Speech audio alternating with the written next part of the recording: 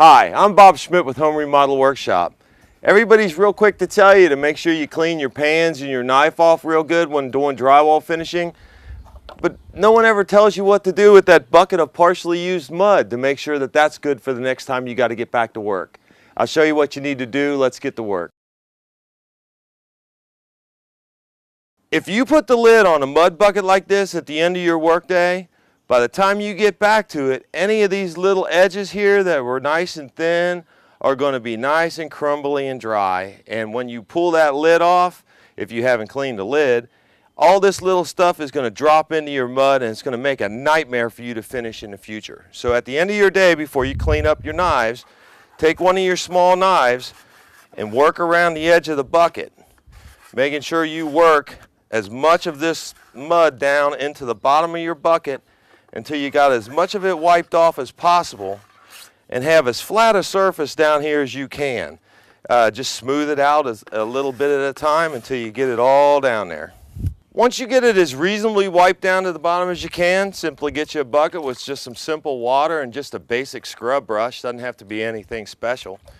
And go ahead and start wiping around the inside of your bucket. Wiping all of those little loose, all that stuff that's going to dry out and drop into your bucket later, making sure you get it all rinsed down into the bottom of the bucket. Paying particular attention to up around the edge of the bucket, because if that doesn't stay clean when you pull your bucket lid off, that's going to end up in your mud later. Now once you get it all wiped down and it's basically down to just a simple little film across around the edge of the bucket, you've gotten it as reasonably clean as you can, then all you got to do is take your clean bucket of water and dump enough in here just until you have the surface of the mud covered, and then stop.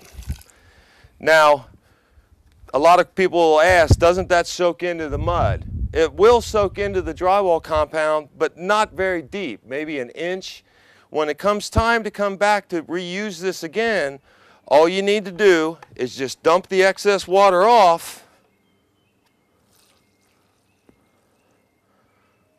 till you start to see a little bit of darker liquid coming out. Stop. Remix this with however you mixed it to begin with, and you're going to have a nice fresh batch of mud. I forgot to mention, pay a little attention to your lid, because when you go to bang this back on to seal it all up at the end of the day, if you haven't cleaned this lid and all these grooves out, all this stuff is also going to drop into your bucket.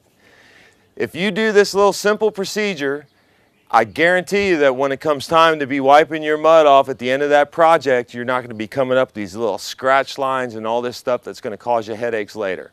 I'm Bob Schmidt with Home Remodel Workshop. I hope you appreciated this tip, and we'll see you on the next one.